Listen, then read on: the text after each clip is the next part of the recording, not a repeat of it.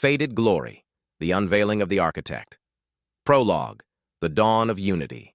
The architect stood on the grand platform of the Global Union Assembly, draped in flowing robes embroidered with gold and symbols representing every major faith. Behind him, holographic banners displayed the unified emblems of Christianity, Islam, Buddhism, and other global religions. The audience, composed of leaders, clerics, monks, and imams, awaited his proclamation in breathless anticipation. His voice echoed through the chamber, calm yet commanding. "Behold, I am he whom you have waited for, the one foretold in your sacred texts, the fulfillment of your prophets' visions. I bring peace, unity, and prosperity. The divisions of the past are gone. Today, humanity enters its golden age. You will no longer look to the heavens, for heaven is now among you." As he spoke, the crowd erupted in thunderous applause and tears of joy. Many bowed, while others raised their hands in worship, echoing chants of devotion. The fulfillment of prophecy. The architect's rise to power began amid chaos. Global wars, economic collapse, and natural disasters have driven humanity to desperation. In this vacuum, he emerged, promising stability and peace. From the Christian scriptures, 2 Thessalonians 2:3-4, we have heard of him and his rise to power, for it reads, "Let no one deceive you in any way, for that day will not come unless the rebellion comes first, and the man of lawlessness is revealed, the son of destruction, who opposes and exalts himself against every so-called God or object of worship, so that he takes his seat in the temple of God, proclaiming himself to be God." In one of the secret chambers of the Global Union Temple, Commander Carlos watched as the architect stood before the altar, arms raised. A golden statue of himself adorned the center, flanked by symbols of world religions. Carlos whispered, "It's happening. The prophecy." Rachel, code-named Raven, replied, "I know, but look at them. They're blind to it. They see hope, not destruction."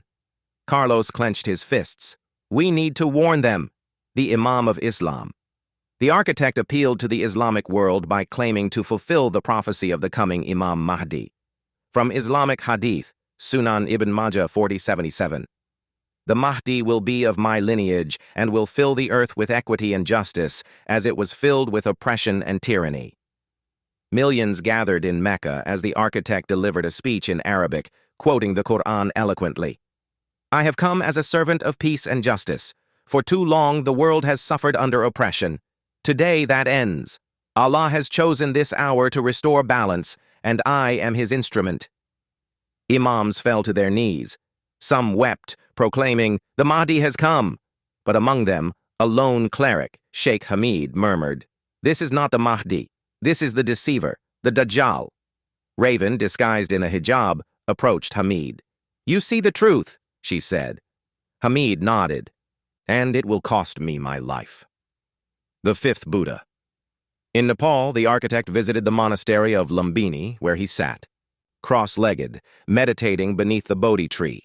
Monks surrounded him, chanting in reverence. From Buddhist texts, Kakavati Sutta.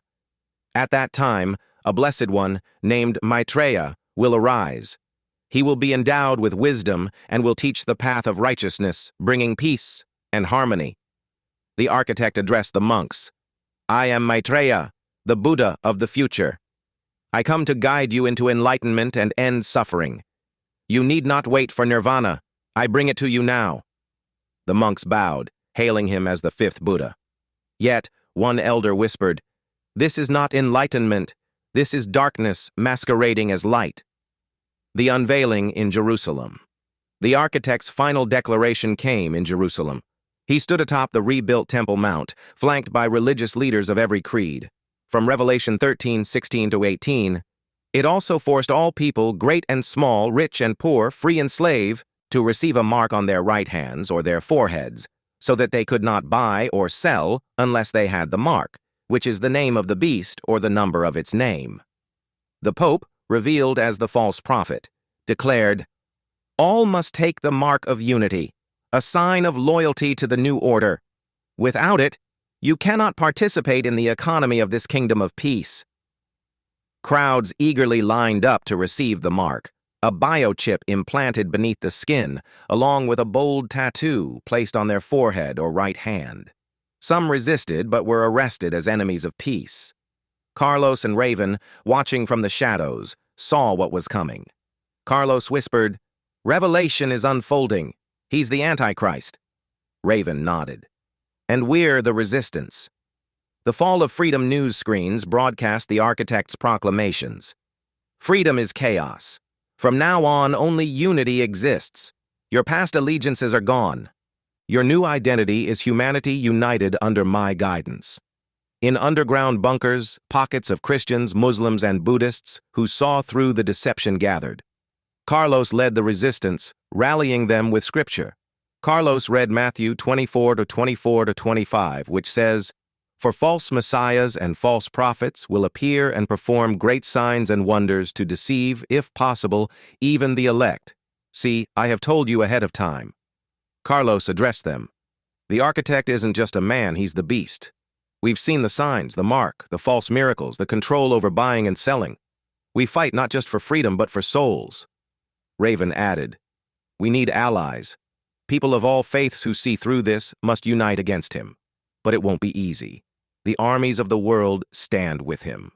The war begins. As drones patrolled the skies and surveillance systems monitored the people, Carlos's forces began to sabotage the architect's infrastructure. Underground churches and mosques became centers of resistance.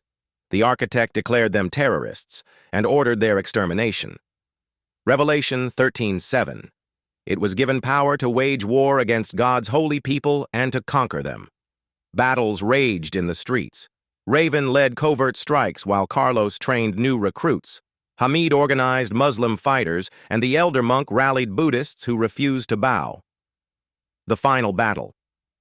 The architect, now proclaimed Lord of Lords, unveiled his armies of drones, robots, and genetically enhanced soldiers. Raven and Carlos stood on a hill watching the sunrise. Carlos said, "They think this is the end." Raven replied, "No, it's just the beginning." As the architect's forces advanced, Carlos opened his Bible to Revelation 19:11. "Then I saw heaven opened, and behold, a white horse. The one sitting on it is called Faithful and True, and in righteousness he judges and makes war." Raven looked to the sky. "He's coming." Epilogue. The Hope Beyond. The architect's utopia began to crumble as rebellion spread. Amidst the chaos, the faithful held on to their hope. Carlos reminded them, John 14:3, "And if I go and prepare a place for you, I will come again and will take you to myself, that where I am you may be also." Their faith burned brighter than the architect's deception. And as the final battle loomed, they stood ready to fight and witness the faithful Savior's return.